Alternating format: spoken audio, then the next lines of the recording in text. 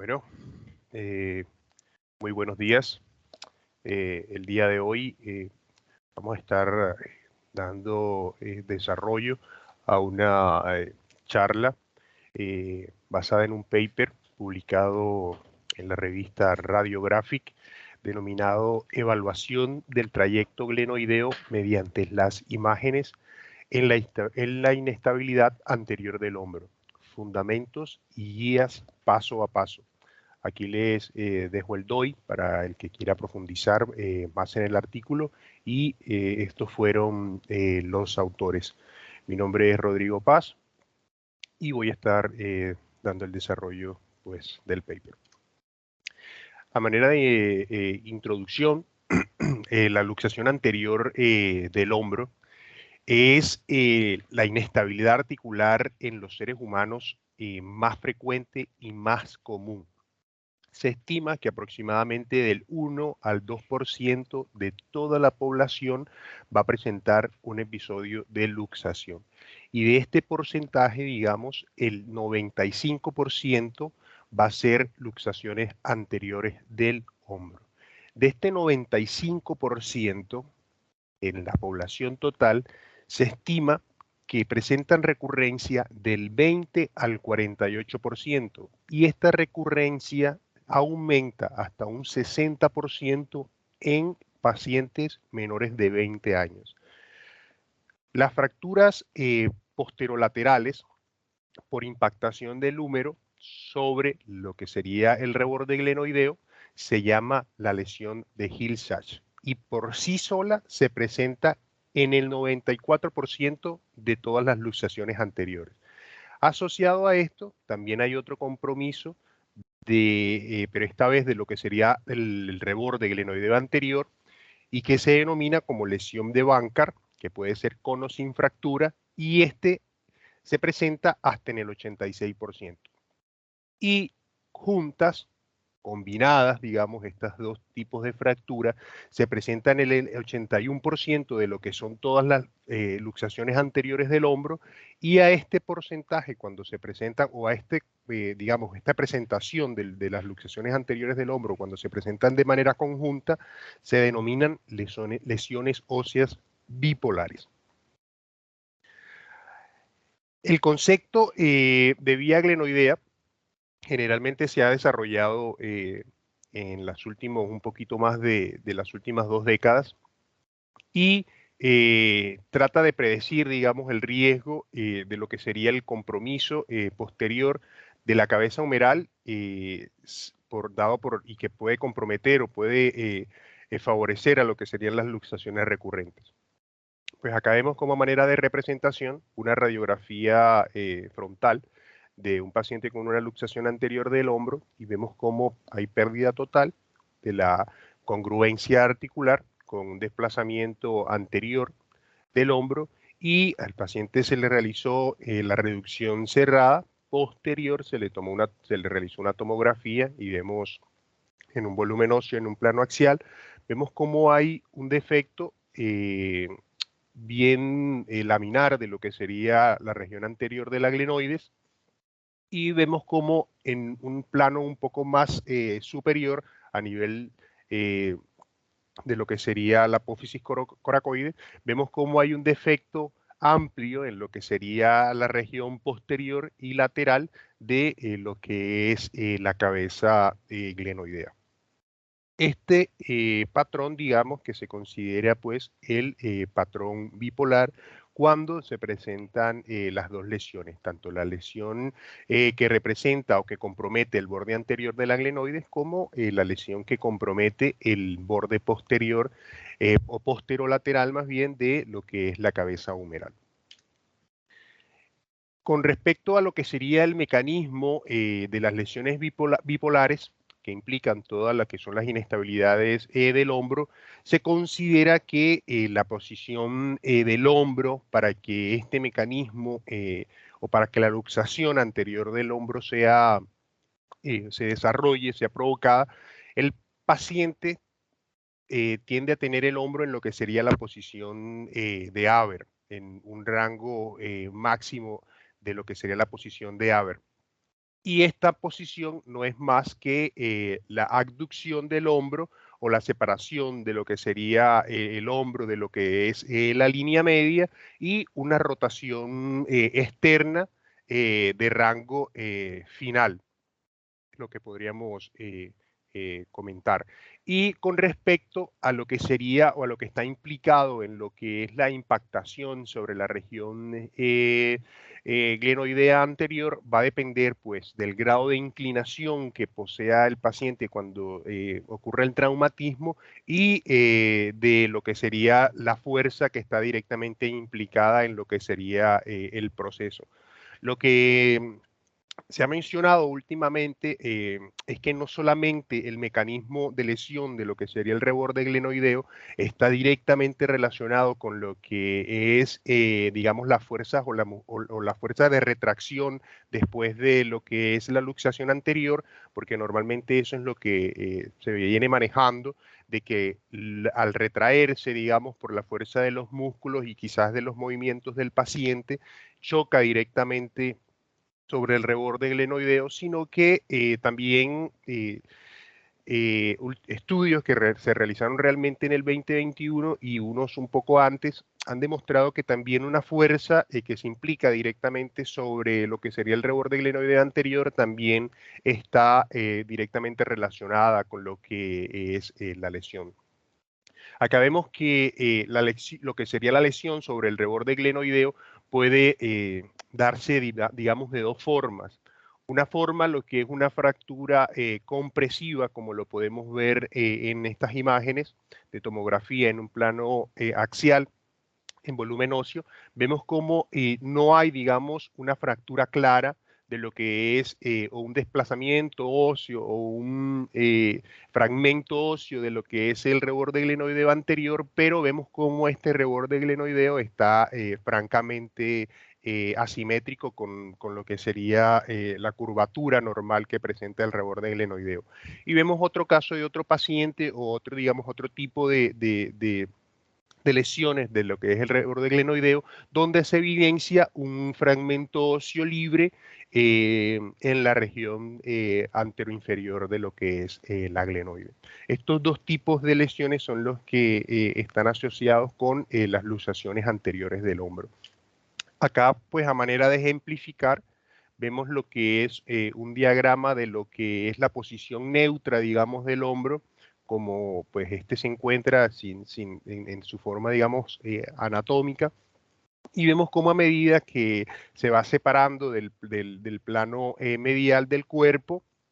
digamos, va ejerciendo una rotación sobre su propio eje, y cuando el paciente hace la abducción en su plano medio y hace la rotación, digamos, total o anatómica hasta el límite anatómico de lo que es la articulación eh, glenoidea, vemos cómo este está en estrecho contacto con lo que sería la región posterior de la cabeza humeral. Esto sería lo que se denomina como, digamos, el rango Amber o la posición Amber en su rango final, que es la que está íntimamente asociada con lo que son todas las luxaciones anteriores del hombro. Acá vemos también a manera de ejemplificar y como para entender, digamos, todo lo que va a ser el desarrollo del paper, vemos unas imágenes de tomografía tridimensional de un paciente de 50 años que vemos cómo se ve claramente pues, lo que es la pérdida de la congruencia articular con un defecto en la región posterolateral de lo que es la cabeza humeral. Y acá vemos una reconstrucción gráfica para entender lo que es la lesión de Hill-Sachs, que es la fractura del componente posterolateral de la cabeza humeral, y que vemos cómo, dependiendo qué tan extensa sea esta lesión de Hill-Sachs, vamos a ver cómo puede presentar o no presentar, digamos, lo que han denominado como enganche. Pero básicamente, ¿qué es este enganche? Acá vemos como un paciente con una lesión de Hill-Sachs amplia, digamos, y un paciente con una lesión de Hill-Sachs, digamos que pequeña. Vemos cómo ambos pacientes presentan lesión de lo que es el reborde glenoideo, pero a medida que esta lesión, miremos que aquí estamos, digamos que en un rango Amber, digamos que medio, y vemos cómo ya cuando el paciente presenta una lesión de Hill-Sachs, digamos que grande, ya vemos cómo se engancha o hay contacto sobre el reborde glenoideo y lo que sería la lesión de Hill-Sachs. Mientras que en un paciente con una lesión de Hill-Sachs mucho menor, vemos cómo no hay contacto con lo que es el reborde glenoideo, lo que daría a una lesión que no va a enganchar, lo cual no va a favorecer, digamos, a las luxaciones recurrentes y al círculo vicioso que genera el desgaste continuo de lo que son los dos fragmentos articulares. Bueno, lo que es el concepto de la vía glenoidea se ha desarrollado realmente, como mencioné, quizás en los últimos 23 años como tal, el concepto de la vía glenoidea, pero las luxaciones anteriores del hombro han sido un problema eh, que se ha desarrollado o que se conoce obviamente desde muchísimo antes y como que lo que resalta en la literatura es lo estudiado por Arthur Bankar, que fue el primero que digamos que realizó disecciones cadavéricas en pacientes que padecían luxaciones anteriores recurrentes del hombro y evidenció que estas estaban asociadas digamos que defectos óseos de lo que era en la región anterior. Y este mismo doctor desarrolló, digamos que algunos métodos quirúrgicos aproximadamente en la década de 1930, 1940, para determinar, digamos, cómo se podría realizar esta reparación o cómo favorecer a que el paciente no sufriera de luxaciones anteriores. No fue sino hasta la década del año 2000 que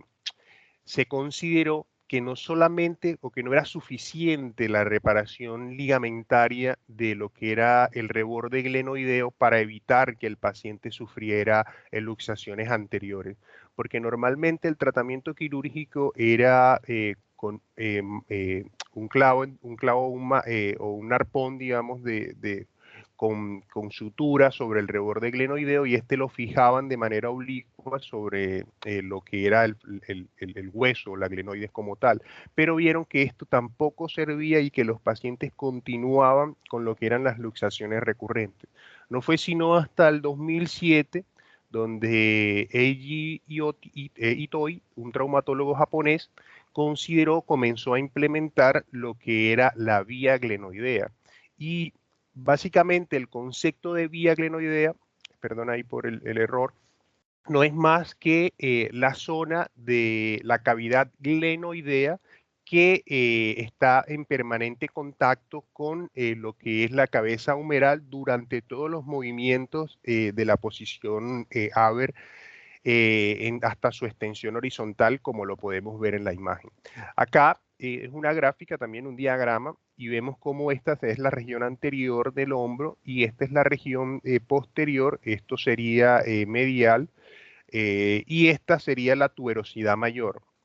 Acá podemos ver cómo en una posición neutra, digamos que se encuentra el contacto con lo que es la posición más medial anatómicamente de lo que sería la cabeza humeral, y vemos cómo a medida que se va realizando la posición Haber, vemos cómo se va desplazando, digamos, esa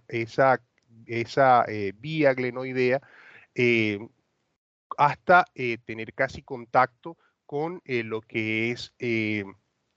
la huella de inserción de lo que es el manguito de los rotadores o tuberosidad mayor, que normalmente en esta zona es donde se producen las lesiones de Hill-Sachs. Todo este reborde, digamos, que vemos en la gráfica, todo este es la vía o lo que se ha denominado el carril glenoideo, a manera de concepto. Bueno, aún ampliando más en lo que es el concepto de la vía glenoidea, acá podemos ver en un diagrama, en la posición de Amber, digamos, media, vemos cómo se ha determinado o se ha llegado a un consenso basado en la parte de la bioanatomía de lo que es la articulación del hombro, y vemos y se ha demostrado que de toda la extensión de lo que sería la cavidad glenoidea, solamente el 83% de toda la extensión está digamos, en contacto con lo que es la cabeza humeral, solamente el 83%. El 17% restante no hace contacto directo con lo que es la cabeza humeral. Y aquí lo podemos ver, pues, digamos que en la gráfica, vemos cómo las líneas punteadas del círculo, o bueno, lo que más o menos un óvalo, digamos, es el contacto total de lo que representa la cavidad glenoidea, mientras que lo que se demarca, digamos, con los puntos más chicos, es lo que realmente está en contacto con lo que es la cavidad glenoidea, que es el 83% de todo su diámetro, y vemos cómo lo señalado por las líneas moradas, digamos, son lo que es la vía glenoidea, que va a estar en contacto cuando el paciente o cuando cualquier individuo realiza las posiciones de abducción y rotación externa. Acá vemos el caso, por ejemplo, de un paciente que presenta una lesión ósea de Bankart, y vemos cómo digamos, 83% en el caso de este paciente ya se encuentra francamente disminuido, porque hace parte, no tiene una extensión completa de lo que sería todo el contacto específico o efectivo de lo que es la cavidad glenoidea. Y a manera de graficar, vemos un paciente que, además de tener una lesión ósea de Bankart, también tiene una lesión de Hill-Sachs, y vemos cómo lo que realmente quiere demostrar esta gráfica. Acá podemos ver que estos tres pacientes tienen la lesión de Hill-Sachs y también tienen la lesión de Bankart, o sea, tienen una lesión bipolar. Vemos cómo a medida que esta lesión de Hill-Sachs se extiende a manera medial de lo que es el borde articular de la articulación glenoidea, vemos cómo aumenta, a medida que esta lesión se extiende medialmente, aumenta el riesgo de enganche, y que ese riesgo de enganche no está directamente relacionado con lo que es el tamaño de la lesión. Y eso es el concepto que se está manejando ahora y que está fuertemente vinculado con lo que son las lesiones on-track y off-track, que vamos a determinar ahorita más adelante. Pero vemos cómo en este caso es una lesión de Hill-Sachs que se encuentra localizada de manera medial, y vemos cómo este paciente va a tener una lesión o un enganche de la lesión, y que a pesar de que la lesión es chica, digamos que como esta, vemos que este paciente va también a sufrir un enganche en los movimientos de Haber. Y ahora vamos a desarrollar el porqué. Dentro de lo que sería también el concepto, como para finalizar, lo que es el concepto de la vía glenoidea, hay que tener en cuenta que una lesión de Hill-Sachs puede enganchar o no, como lo mencioné ahorita anteriormente, o no engancharse a la glenoide, dependiendo de la ubicación de la lesión de Hill-Sachs dentro de lo que es la cabeza humeral, y también depende del tamaño de la glenoides como tal y de lo que está involucrado una lesión de Bankart. La medida de qué tan medial se posiciona la lesión de Hill-Sachs, dependiendo qué tan medial se posiciona esta lesión sobre la cabeza humeral, se ha denominado como el intervalo de Hill-Sachs. O sea, hay una lesión de Hill-Sachs y hay un intervalo del Hill-Sachs. Este intervalo denota la distancia o el largo en el eje corto. Sería el eje corto. Acá vemos un eje largo de la lesión, y este sería el eje corto de la lesión, entre el punto interno de la lesión y la superficie articular de la cabeza humeral o el punto medial. Entonces, en resumidas cuentas, acá vemos lo que es el carril glenoideo, que está delimitado por todo lo que son las líneas, digamos que separadas. Vemos todo este es el carril glenoideo. Acá vemos la lesión de Hill-Sachs. Acá vemos todo lo que es el eje largo de la lesión de Hill-Sachs y vemos lo que es el eje corto. Esta es la tuberosidad mayor y esta es la huella, digamos, de lo que es el manguito de los rotadores. Y a manera de ejemplificar, vemos lo señalado por la línea amarilla sería el intervalo de Hill-Sachs. ¿Qué es ese intervalo de Hill-Sachs? Es la medición desde la huella del manguito de los rotadores hasta la extensión más medial de la lesión. Y lo delimitado por la línea verde, digamos, es la propia lesión en su eje corto. Y este es el puente óseo que determina o que se ha visto que es el mayor error que se comete en la medición del intervalo de Hill-Sachs, que solo se mide lo que es el defecto óseo en las imágenes de resonancia magnética en un plano axial, y no se mide todo lo que se denomina como el intervalo de Hill-Sachs, que es lo que realmente está implicado en las luxaciones recurrentes, y es hasta donde se inserta o hasta el borde más medial de lo que es la huella del manguito de los rotadores, que es lo que realmente te va a dar la definición o lo que es el intervalo de Hill-Sachs. ¿Cuál es la importancia y en qué radica esto? Que el ancho de la vía glenoidea, si el ancho de la vía glenoidea, digamos, de esta vía glenoidea, es menor que el intervalo de Hill-Sachs, esta lesión de Hill-Sachs se va a determinar como off-track. ¿Por qué? Porque no va a enganchar, no se va al paciente o no es, lo que se han demostrado los estudios es que este paciente no va a hacer luxaciones recurrentes del hombro. Mientras, si el ancho de la vía glenoidea es mayor que, repito el concepto, si el ancho de la vía glenoidea es menor que el intervalo de Hill-Sachs, la lesión de Hill-Sachs va a estar off-track. Pero si el ancho de la vía glenoidea es mayor que el intervalo de Hill-Sachs, la lesión de Hill-Sachs va a estar on track. Y aquí vamos a desarrollar también esa parte. ¿Cómo se mide? Es la pregunta, ¿no? Y es la importancia de lo que quiere resumir lo que es el artículo. Primero hay que tener en cuenta cómo se mide el ancho de la vía glenoidea. Y teniendo en cuenta que este ancho de esta vía glenoidea representa el 83% de lo que es el diámetro de la glenoides en cuanto a su superficie total, se determina este ancho de la vía glenoidea haciendo, digamos que, una fórmula matemática. Básicamente no es más que,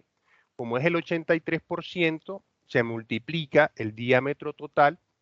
en el eje sagital, digamos, de todo el borde de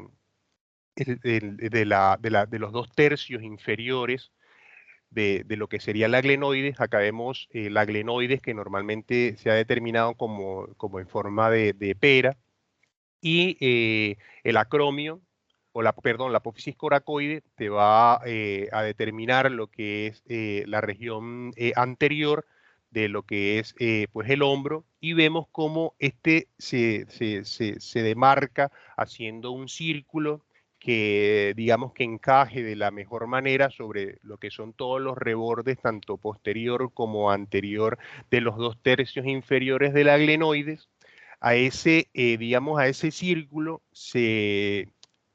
mide en su plano, en su borde, digamos, más ancho desde anterior hasta posterior, o se mide desde anterior hasta posterior, y ese diámetro le va a restar pues lo que mide la lesión de Bankart o la lesión ósea sobre el borde anterior, teniendo en cuenta que esto se demarca siempre la glenoides pues en sus zonas horarias, siendo esto las 12 en punto, esto las 6, esto las 3 y esto las 9 horas. Teniendo en cuenta esto y teniendo en cuenta la fórmula, se determina que 0.83 por el diámetro total que se saca con el diámetro del círculo que se ha denominado círculo perfecto, menos lo que sería o lo que estaría representado por la D minúscula, que es el defecto óseo. Esta sumatoria te va a dar en centímetros lo que es el ancho de la vía glenoidea. Y acá vemos a manera de ejemplificar una imagen de tomografía en un plano sagital, justo donde vemos el reborde o vemos la cavidad glenoidea. Aquí está el paciente con una lesión ósea de Bankart y vemos cómo se hace este círculo basándonos como existe la lesión en el paciente, basándonos o apoyando este círculo que se encuentra en lo más simétrico posible sobre los dos tercios inferiores de la glenoide, estando en contacto con lo que es el borde sin la fractura ósea inferior y el borde posterior de la articulación glenoidea. Acá digamos que medimos lo que es el diámetro total desde posterior hacia anterior de lo que es el círculo perfecto. Ese diámetro pues nos da 2.889 centímetros y vemos como el defecto óseo, en este caso, en este paciente, nos da 0.43 centímetros. Acá lo que hacemos es, pues yo lo que hice fue como manera de entender un poco más lo que es el ejemplo, reemplazar los datos en la fórmula. Vemos que 0.83, que hace parte del porcentaje del 83%, que realmente es la efectividad o el diámetro de la cavidad glenoidea que es efectiva para considerarse el ancho de la vía glenoidea por lo que es el diámetro total de lo que es el círculo perfecto, digamos. Esto te da 2.23 centímetros, pero a este 83%, que generalmente serían 2.3 centímetros, hay que restarle lo que sería el defecto óseo o el defecto de Bankart, que serían, en este caso, en este paciente, 0.43. Bueno, ese 1.9 centímetros es la vía glenoidea o el carril glenoideo, que no es más que el borde o la efectividad o el contacto efectivo que tiene la cavidad glenoidea sobre la parte de la articulación humeral. Entonces, este sería, digamos que en este paciente que tiene un defecto óseo, digamos que el componente final de lo que sería la vía glenoidea. ¿Qué pasa y cuál es la importancia? Que cuando cuando el paciente presenta una lesión de Hill-Sachs y esta lesión de Hill-Sachs es mayor de este diámetro, el paciente va a tener unas luxaciones recurrentes del hombro con enganche del mismo. Bueno, ya vimos la primera parte, lo que es medir la vía glenoidea, y ahora viene lo que es medir el intervalo de Hill-Sachs, digamos que es el componente más complejo, digamos, de medir, bueno, que realmente no es dentro de todo complejo, pues. Y este tiene ciertas limitaciones. Una es identificar, digamos, correctamente lo que es el eje longitudinal, que es pues el eje más extenso de lo que es la lesión de Hill-Sachs, y el eje corto, que generalmente no se delimitan muy bien en lo que son los planos transversales. Y otro, digamos que dificultad que se puede presentar es determinar el borde lateral de la extensión del intervalo de Hill-Sachs, y este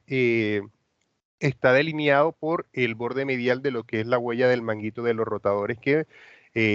en muchas imágenes no, digamos que no es fácil de identificar ni en tomografía ni en resonancia magnética. Acá vemos, pues, a manera de ejemplificar también en una forma gráfica lo que es el ancho, digamos, o el eje mayor de lo que es la lesión de Hill-Sachs, y vemos cómo el eje corto, que es el eje realmente que tiene relevancia. Y vemos cómo la línea amarilla lo que trata de ejemplificar es el intervalo de Hill-Sachs, que no es más que la medida desde la huella del manguito de los rotadores hasta la parte más medial de lo que es la lesión de Hill-Sachs. Acá vemos cómo pues está ejemplificado todo lo que es el eje largo de la lesión y el eje corto, y vemos en el caso de este paciente vemos cómo se determina lo que sería por la flecha marrón, lo que es la vía glenoidea, y vemos cómo está determinado por la flecha amarilla, lo que es el intervalo de Hill-Sachs. Y acá vemos cómo esta lesión de Hill-Sachs, aunque no ocupa toda la vía glenoidea, sobrepasa, digamos, el borde medial de lo que es la vía glenoidea como tal, y esto va a hacer, digamos, que el paciente padezca de luxaciones recurrentes, pese a que la lesión no tiene el diámetro mayor de lo que sería toda la vía glenoidea. Bueno, como a manera de lo que sería ya la medición como tal de lo que es el intervalo de Hill-Sachs, lo que se recomienda a la hora de medir, digamos, este intervalo es que se haga en secuencias o en imágenes volumétricas, teniendo en cuenta lo que son los mecanismos, digamos, o las herramientas que tenemos para las proyecciones de máxima intensidad.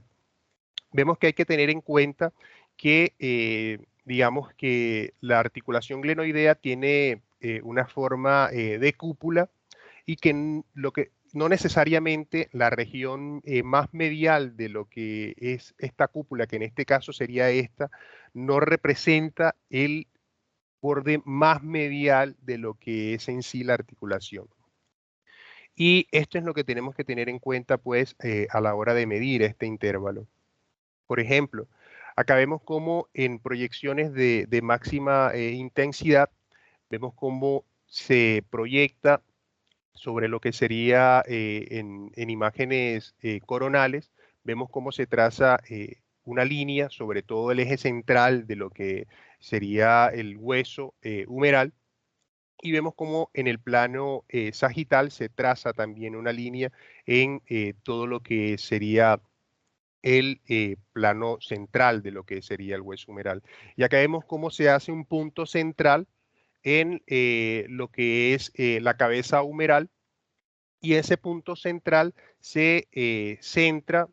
en lo que es el intervalo, o lo que es la región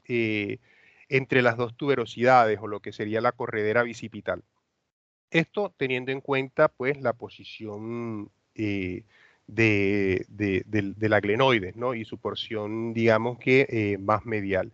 Posterior a tener esta ubicación, digamos, y centrándonos en esta zona, lo que hacemos es subir, acá lo que está haciendo en las imágenes inferiores, es ir subiendo en lo que es el plano axial hasta localizarnos en la región más medial de lo que es la posición central de la glenoides. Una vez ubicada, digamos que la porción más medial, digamos que se considera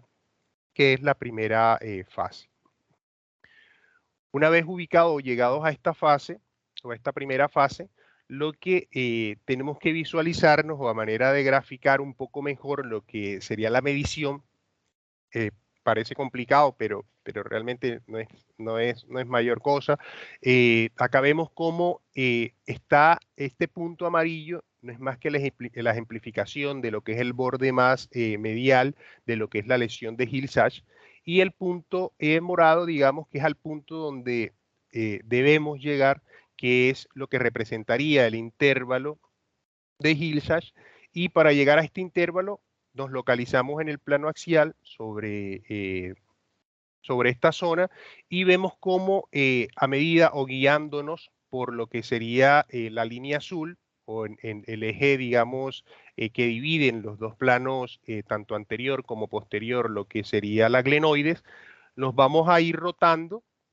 en las imágenes de máxima intensidad de proyección hasta localizarnos en la zona más medial, en lo que sería la línea azul, o representaría, como dije anteriormente, lo que divide la región posterior, o lo que la divide la región anterior de la glenoides. Vamos rotando hasta localizar, de manera que va, aquí lo que están haciendo es rotando hasta localizar el trocánter mayor o la huella de inserción de lo que es el manguito de los rotadores. Acá vemos que lo que hacen o lo que recomiendan para determinar exactamente lo que es la huella del manguito de los rotadores es utilizar o poner la ventana de partes blandas para determinar de una manera un poco más específica lo que es la inserción. Una vez determinada, digamos que esta extensión o esta huella de inserción, lo que vamos a hacer es fijarla y posteriormente vamos a realizar la medición de todo lo que es el intervalo de Hilscher. Una vez tenido, digamos que este intervalo, lo que vamos a hacer es a comparar si el paciente tiene o no este intervalo, si este intervalo o esta medición que realizamos es mayor que lo que sería la vía glenoidea, esta lesión va a ser una lesión que va a enganchar constantemente, lo que va a hacer que el paciente, digamos que sufra de luxaciones recurrentes de hombro. Mientras que si este intervalo de Hilscher es menor que lo que sería la vía glenoidea, este paciente pues no va a ser estos enganches o estas luxaciones recurrentes pues, de la articulación glenoidea. Acá, a manera de ejemplificar, digamos que es el paso a paso de lo que es lo que debes evaluar en lo que son la medición del intervalo de Hilscher y de la vía glenoidea, y primero identificar las lesiones bipolares, tanto en tomografía como en resonancia magnética. Segundo, vamos a lo que sería calcular el ancho de la vía glenoidea, colocando pues o utilizando la medición del círculo que se ha denominado círculo perfecto, como lo mencioné sobre los 2/3 inferiores de la glenoide, pues esta tiene forma de pera, y en la vista frontal de la glenoides. Pues realmente esto dice el paper, pero nos es mucho más útil lo que es la vista, digamos que sagital. Y midiendo el diámetro pues todo el diámetro de lo que es la cara articular, lo que representaría la letra D, como lo señalé en la fórmula, y este ancho se hace con la fórmula y se determina restándole lo que es el defecto del borde glenoideo, que es la D minúscula en la fórmula. Acá podemos ver, pues a manera de resumen, lo que es la fórmula del ancho de la vía glenoidea. Y posterior a esto vamos a realizar lo que es la medición de la lesión de Hilscher con la herramienta de proyección de máxima intensidad, y utilizamos lo que son las referencias cruzadas de lo que son las imágenes para determinar lo que es el intervalo de Hilscher. Y una vez determinado lo que es la lesión de Hilscher, vamos a comparar lo que es el ancho de la vía glenoidea con el intervalo de Hilscher. Y como mencioné, si el intervalo si el intervalo de Hilscher es mayor que el ancho de la vía glenoidea, esta lesión de Hilscher va a estar off track, lo que va a hacer que el paciente haga luxaciones recurrentes del hombro, lo que provoca un círculo vicioso y un desgaste de lo que son todos los componentes óseos eh, directamente pues de la lesión, pero obviamente que también hay un desgaste de tanto el reborde glenoideo y todos los componentes articulares. Y si el intervalo de Hilscher es menor que el ancho de la vía glenoidea, la lesión de Hilscher va a estar on track. O sea que no, en términos generales, el paciente no va a hacer luxaciones recurrentes. Y la elaboración del informe radiológico no es más que describir, digamos, la forma como se realizan estas mediciones, determinar o mencionar la fórmula que se realiza, que es mediante la medición del círculo perfecto, y determinarlo en lo que ya serían el informe radiológico junto, o lo que recomiendan es adicionar pues las imágenes de las mediciones que hacemos. Acá, pues, a manera de como tocar un poco lo que es los métodos que se usan para corregir estos defectos, y acá vemos lo que es normalmente digamos que este defecto se realizaba cuando el paciente estaba sedado, se cuantificaba directamente lo que era la lesión, pero cuando el paciente estaba sedado, digamos, había muchos errores porque no había esa resistencia muscular que presenta el paciente cuando digamos que no está, digamos, en sedación. Y acá vemos lo que es una imagen de resonancia magnética con un paciente que presenta una lesión ósea de Bankart con una lesión de Hill-Sachs posterior a lo que sería la luxación anterior de hombro. Aquí vemos en imágenes de una videoartroscopía todo lo que es el defecto del borde posterior del glenoides, y acá vemos en imágenes de tomografía cómo hay un defecto anterior en la glenoides con un defecto óseo laminar en la cortical anterior ósea, y vemos cómo está el intervalo de Hill-Sachs, que aquí francamente se ve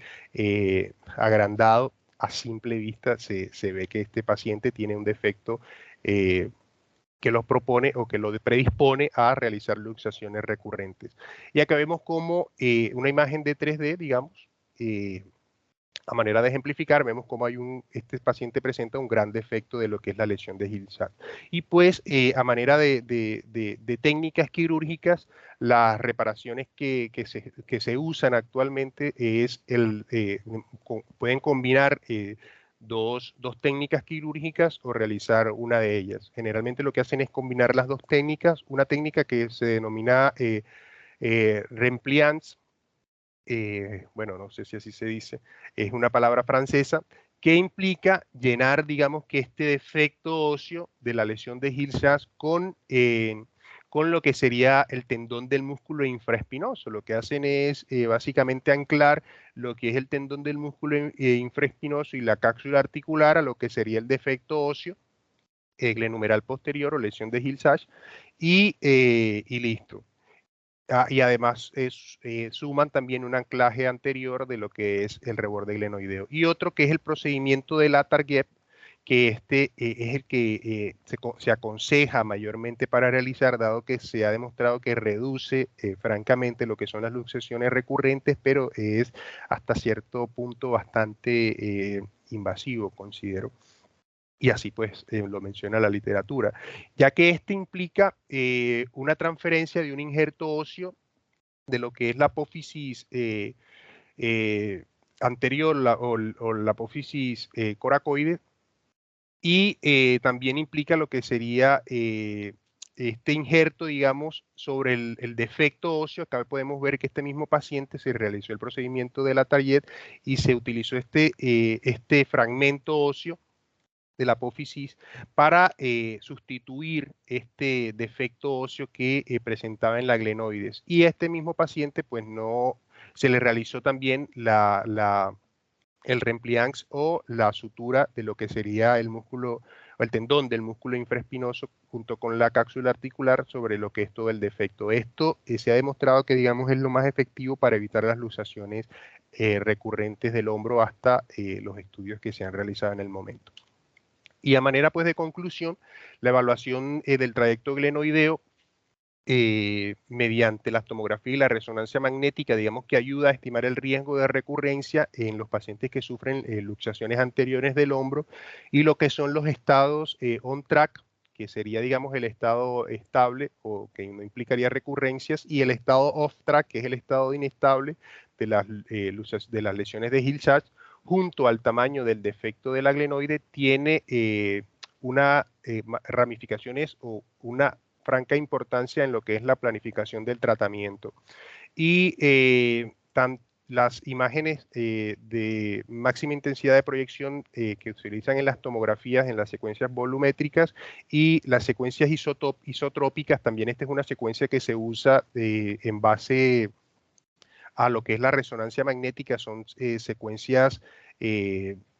te dan un mayor